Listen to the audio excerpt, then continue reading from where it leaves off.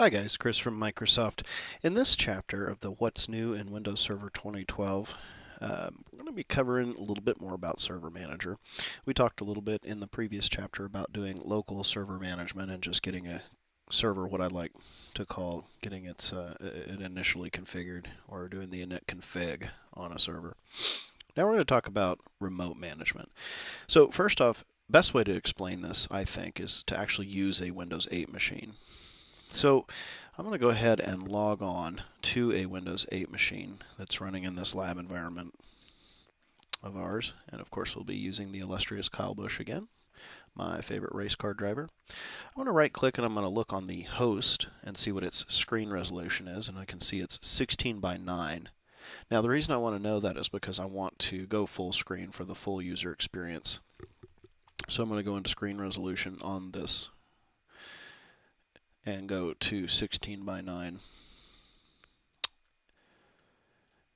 on the Windows 8 virtual machine.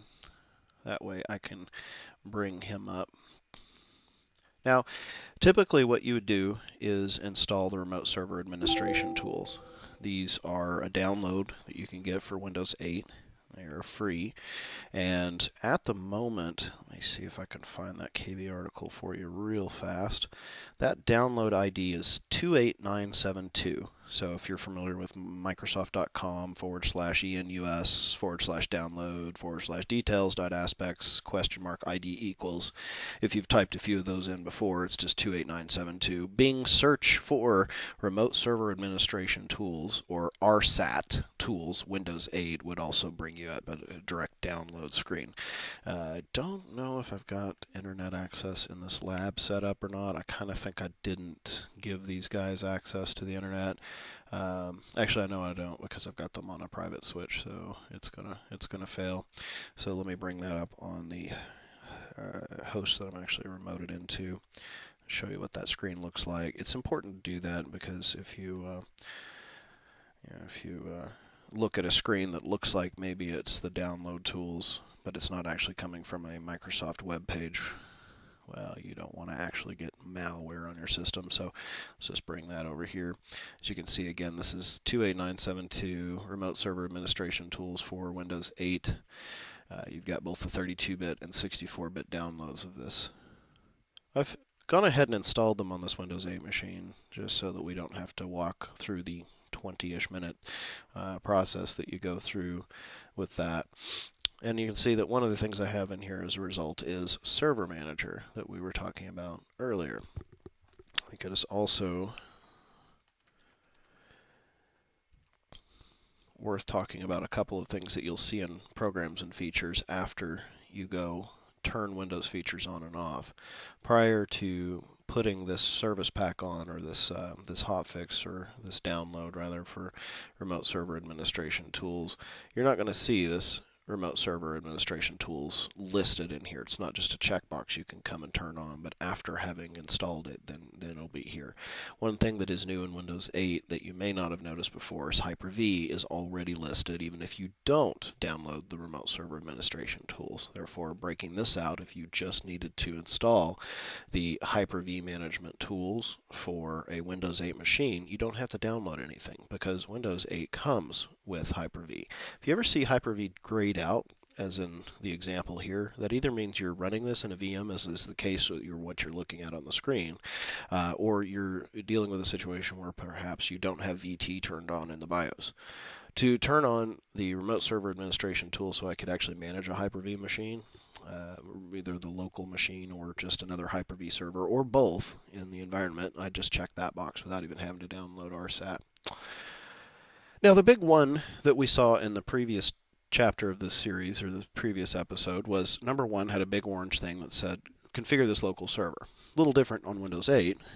It's the same interface, but what it's showing now is add other servers to manage. That's because we're going to set up for remote management.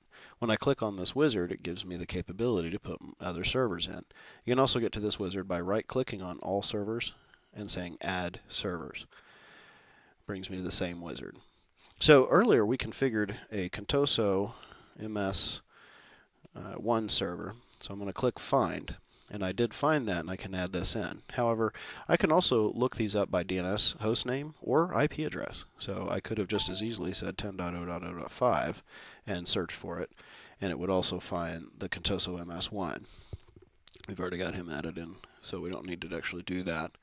You can also import a text file. This is a line delimited format, so if you ever want to just create a list of servers that you're going to have repeatedly added into Server Manager, you could do that. I don't think you'll probably need to do that very often because this is really a personal management solution. This is not a replacement for managing servers such as with System Center Operations Manager, but this would be a really easy way for you to not only manage remote servers but also monitor them, which we'll cover in just a little bit.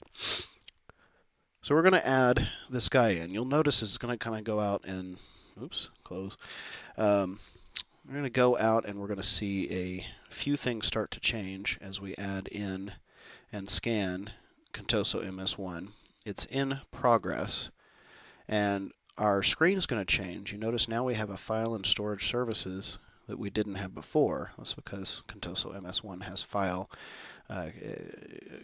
server capabilities. That is what we refer to over here on the left side as a server pool. We'll also have server groups, which we'll cover in another chapter, but a few things that we're going to see once we have added this Contoso MS1 in.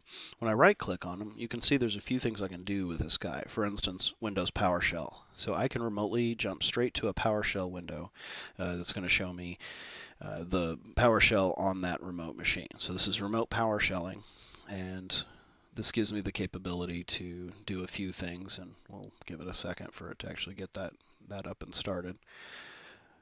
A few of the other things that happen, oh, there we go, it's done. So I can type in host name, and you'll see that it actually returns Contoso MS1 even though I'm on Contoso Client 1, as you can see very clearly right here. And the IP configuration is the 10.105 that we configured for that server in the previous episode.